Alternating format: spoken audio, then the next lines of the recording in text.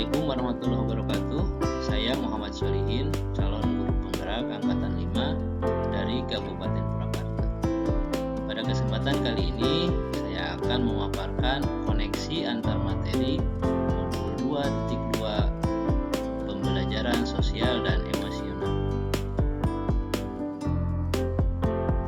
Pertanyaan pertama, apa kesimpulan tentang perubahan pengetahuan, keterampilan, sikap sebagai pemimpin pembelajaran setelah mempelajari pembelajaran sosial dan emosional? Jawabannya, peran guru sebagai pemimpin pembelajaran harus didukung dengan yang pertama, pemahaman tentang pembelajaran sosial emosional, yaitu pembelajaran yang bertujuan melatih kompetensi sosial emosional peserta didik sehingga tercapai keseimbangan antara kompetensi akademik dan sosial emosional yang dapat mengantarkan mereka jadi individu-individu yang selamat dan bahagia. Yang kedua, memiliki keterampilan dalam menerapkan pembelajaran sosial dan emosional dalam setiap kegiatan pembelajaran yang dilakukan bersama murid. Dan yang ketiga, memiliki sikap yang mencerminkan kompetensi sosial dan emosional, yaitu kesadaran diri, manajemen diri, kesadaran sosial, kemampuan relasi, dan pengambilan keputusan yang bertanggung jawab yang akan menjadi suri tauladan bagi muridnya. Pertanyaan yang kedua, apa kaitan pembelajaran sosial dan emosional yang telah Anda pelajari dengan modul-modul sebelumnya? Kaitan pembelajaran sosial dan emosional dengan materi sebelumnya pada modul 1.1 yaitu filosofi pendidikan Ki Hajar Dewantara, kaitannya bahwa dalam implementasi pembelajaran sosial dan emosional yang dilakukan guru akan mengantarkan mereka menjadi individu-individu yang selamat dan bahagia sehingga pembelajaran sangat berpihak pada murid. Pada modul 1.2, nilai dan peran guru penggerak, kaitannya guru sebagai pemimpin pembelajaran harus memiliki pengetahuan, keterampilan, dan sikap tentang pembelajaran sosial dan emosional yang akan berdampak terhadap keberhasilan tujuan pembelajaran dan menjadikan contoh baik bagi muridnya. Pada modul 1.3, visi guru penggerak, kaitannya seorang guru dalam menentukan visi pembelajaran tidak hanya mencapai tujuan kognitif saja, tetapi harus mencerminkan 3 kemampuan yang dimiliki murid, yaitu aspek pengetahuan, keterampilan, dan sikap yang di dalamnya terdapat keterampilan sosial dan emosional murid.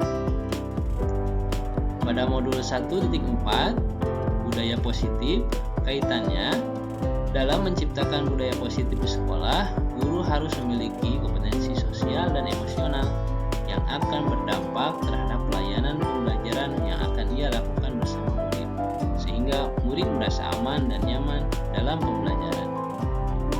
Dan yang terakhir pada modul 2.1 yaitu pembelajaran untuk memenuhi kebutuhan belajar murid, kaitannya adalah pembelajaran sosial dan emosional merupakan salah satu upaya untuk memenuhi kebutuhan belajar murid. Tidak hanya menerapkan pembelajaran sosial dan emosional saja, tetapi guru juga dapat menerapkan pembelajaran berdiferensiasi sehingga kebutuhan belajar murid dapat terpenuhi. Yang ketiga, sebelum mempelajari modul ini, saya berpikir bahwa pembelajaran sosial dan emosional bagi murid kurang berdampak terhadap tercapaian tujuan pembelajaran yang diharapkan, sehingga saya tidak fokus terhadap proses pembentukan kompetensi sosial dan emosional murid, tetapi lebih fokus pada aspek kognitif saja. Setelah mempelajari modul ini, ternyata pembelajaran sosial dan emosional dapat memaksimalkan tujuan pembelajaran yang diharapkan, karena dengan penerapan pembelajaran sosial dan emosional bisa tumbuh well-being dalam belajar atau kondisi aman, nyaman, dan menyenangkan bagi murid, sehingga pada diri murid tumbuh mindfulness atau kesadaran penuh untuk menerima pembelajaran dengan maksimal.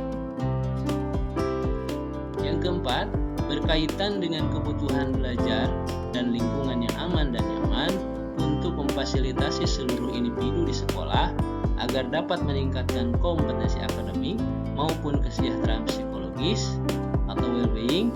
3 hal mendasar dan penting yang saya pelajari adalah: yang pertama, saya akan mempraktekkan kesadaran penuh atau mindfulness dalam setiap pembelajaran.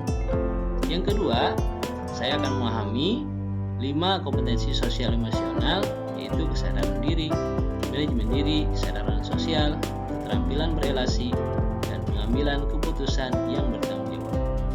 Dan yang terakhir, saya harus memahami berbagai pendekatan kesadaran penuh atau mindfulness dalam pembelajaran 5 kompetensi sosial dan emosional. Yang kelima, berkaitan dengan pertanyaan sebelumnya, perubahan yang akan saya terapkan di kelas dan di sekolah itu bagi murid-murid, yaitu menerapkan pembelajaran sosial dan emosional dalam setiap pembelajaran yang disandingkan dengan pembelajaran berdiferensiasi, sehingga tercapai keseimbangan antara kompetensi akademik dan sosial emosional yang dapat mengantarkan mereka menjadi individu-individu yang selamat dan bahagia. Yang kedua, bagi rekan sejawat, yaitu menjadi teladan bagi rekan sejawat